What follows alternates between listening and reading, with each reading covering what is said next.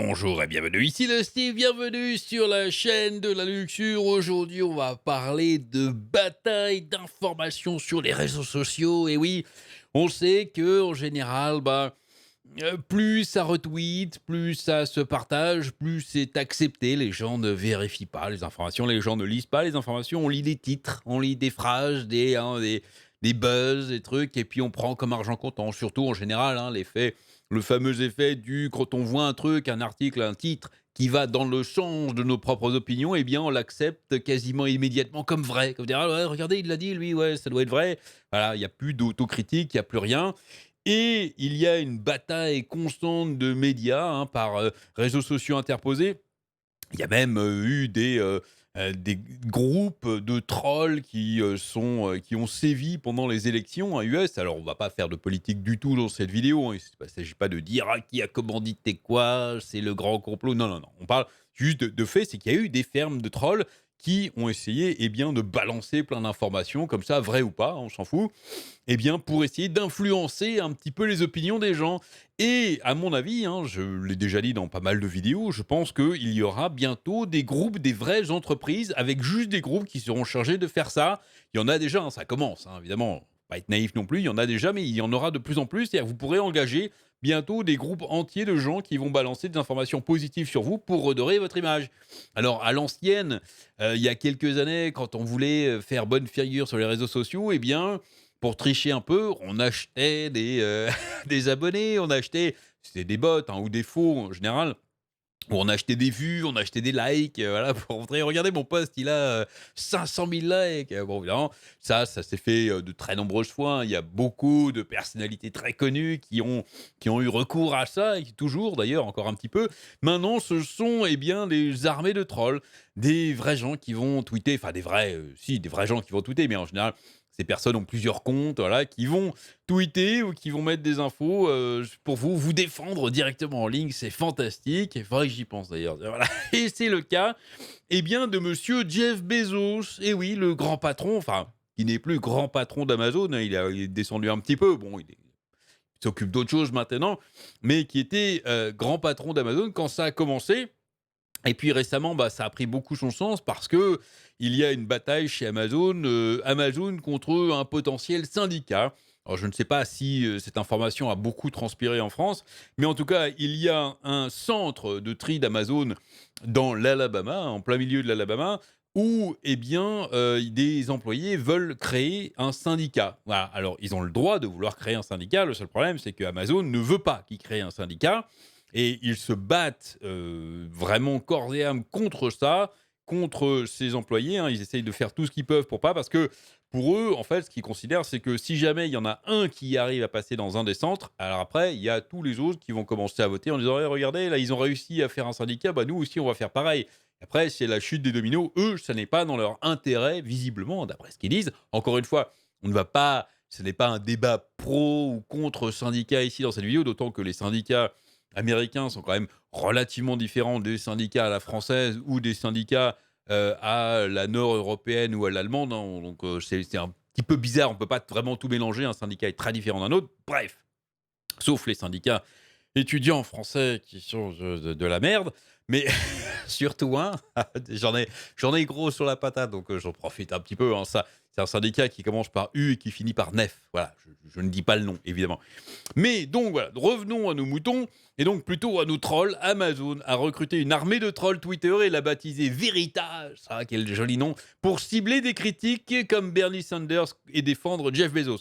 Encore une fois, on ne dit pas forcément du bien de Bernie Sanders ou pas, c'était juste, on parle du biais qui se fait maintenant et qui va se faire de plus en plus.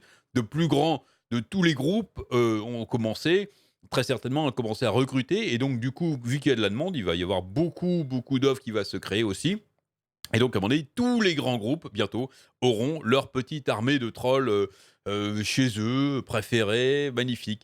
L'armée est composée d'ambassadeurs, hein, ambassadeurs, c'est le nom qu'ils leur donnent, qui se connectent pour défendre l'entreprise. Cela a commencé en 2018, mais est devenu particulièrement pertinent au milieu des 6 000 travailleurs d'Amazon en Alabama qui votaient pour former un syndicat. Les ambassadeurs défendent les conditions de l'entrepôt et trollent les critiques d'Amazon.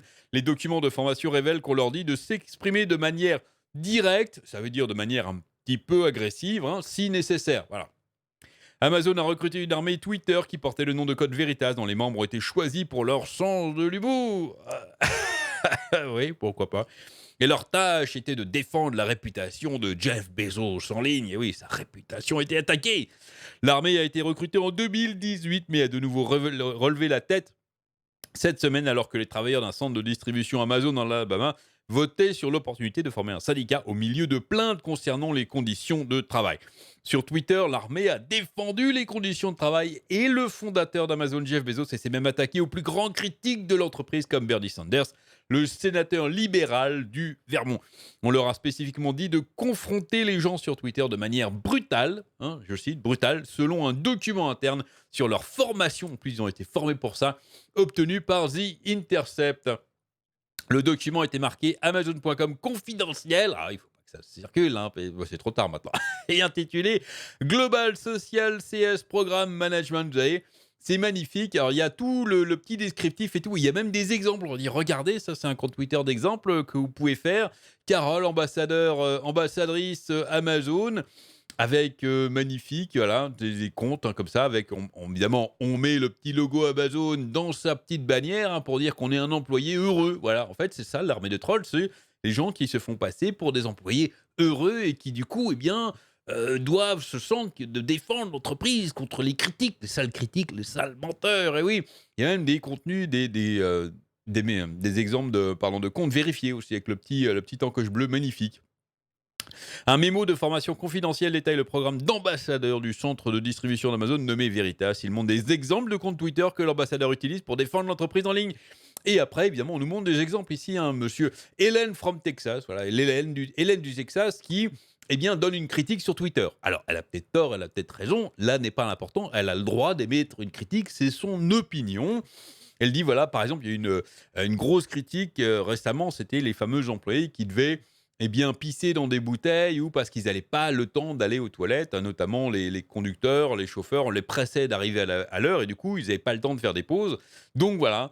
Et évidemment, là, on a un compte d'ambassadeur, hein, @Amazon FC Yola. On reprend, hein, c'est exactement le type ici, hein, @Amazon FC avec votre prénom derrière. Hein, c'est ça, c'est le type, hein, le template, hein, comme on dit, l'exemple qu'il faut créer. Et donc là, on en a un parfaitement exemple, @Amazon FC Yola. Et qui défend, il dit non, non, non, mon entreprise à moi a des toilettes à 3-6, en plus avec des pauses de 20 à 30 minutes, on a largement assez le temps. Voilà, tout ça, évidemment, c'est du PR, hein, c'est le truc, cette personne n'est absolument pas employée d'Amazon, enfin si elle est employée, mais juste employée Twitter, employée en tant qu'ambassadrice pour défendre, pour défendre l'entreprise. Les ambassadeurs ont des poignées qui commencent des noms qui commencent avec Amazon FC et suivent avec leur nom. Ils vont en ligne pour partager ce qu'ils disent être de bonnes expériences de leur temps de travail. Un autre ici, un professeur Sena, pas John Cena, hein, c'est un professeur Sena. Amazon, voilà. Lui critique en fait le fait qu'ils ne traitent pas leurs employés avec dignité et il dit qu'il n'en jettera plus grand chose sur Amazon, voilà. Et encore un autre ici, hein, @Amazon FC Gary, ici, hein, Gary, voilà, qui dit voilà, et qui défend l'entreprise, hein, mon représentant me laisse prendre des pauses de 20 à 30 minutes, blablabla, je suis super content, c'est génial. En plus, pendant la pandémie, on a eu un accroissement de pauses de 10 minutes, c'est trop top. Là, par contre, l'argument est un peu pourri. Là. Pour le fois, je vais donner un petit peu mon opinion quand même. 10 minutes de pause supplémentaire juste à cause de la pandémie. Et le mec a l'air super content. C'est peut-être un petit peu too much. Mais bon, Gary, il apprendra, il reviendra au petit book ici, hein, qui lui apprend comment être un bon ambassadeur d'Amazon. Et puis, je pense qu'il s'en sortira à peu près très bien. Pour répondre aux spéculations et aux fausses affirmations dans les médias sociaux et les forums en ligne, les mecs, ils vont même dans les forums, sur la qualité de l'expérience des associés, nous créons une nouvelle équipe sociale composée d'employés actifs et titulaires de FC qui seront habilités à répondre d'une manière polie mais directe à tous les mensonges, lit-on dans la description du projet. FC Ambassadeur répondra à tous les messages et commentaires des clients, des influenceurs et des médias, remettant en question l'expérience des associés. Et voilà. Alors, le problème, c'est que aucune entreprise n'est parfaite, évidemment. Et là, le problème, c'est qu'ils sont chargés de dire que du bien. Ils pourraient, si on en voyait quelques-uns qui disent oui, non, mais là, vous avez raison, là, effectivement, ça c'est nul, et là, il faudrait qu'ils s'améliorent. Non, non, ils sont chargés juste de dire que du bien d'Amazon. Donc, c'est un petit peu quand même trop, quoi.